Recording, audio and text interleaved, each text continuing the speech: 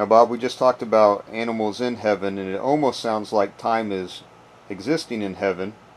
Um, the Bible shows Stephen and Paul seeing heaven. Did they see the literal heaven, and is time progressing in heaven? Okay, first of all, time. Okay, first of all, time, as I've explained closely, time does not exist in heaven or on earth. In the sense of the word, you might say the earthly experience, so to speak, of the passage of time is simply, for lack of a better word, an hallucination. Time cannot have existed. Time has never existed. It does not now exist. Time will never have, future perfect tense, existed. Now, in terms of the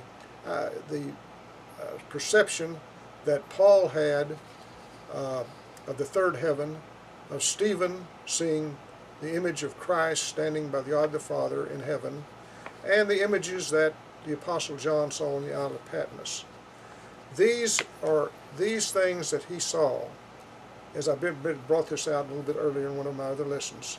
These are figurative, metaphorical images that they viewed and sometimes even heard, but they were not the realistic heaven, as I mentioned, those three areas: total mind expansion, total ability to understand and experience love, total ascetic experience. They did not experience those intrinsically. They saw metaphorical images of them. Now, the Bible school teacher, preacher, and the person on the streets are fond of saying that they actually saw the literal heaven and are speaking to us less fortunate people in metaphorical terms. No, they saw only in metaphor. And they are giving that metaphorical view unto us, the reader of the Scriptures. It's as simple as that. In other words, when Stephen saw Christ standing at the right hand of by God, he did not see a young man, Jesus, standing by an old man with a beard, a literal person there. He saw a metaphor of that. And this is where the error comes in.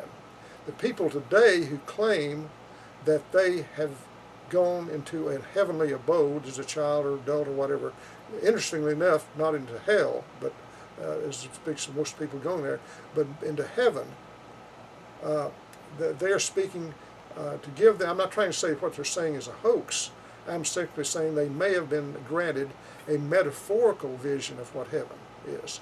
But they did not go to heaven. They could not go to heaven, because if they went to heaven, they would have to be dead. In other words, in the Old Testament, God said, "You cannot look upon my face and be alive. You have to experience death to see it." There we can see the face of God after death in its omnipotence, the totality of perfection. But we cannot see that or have experienced it in any form or fashion before literal death.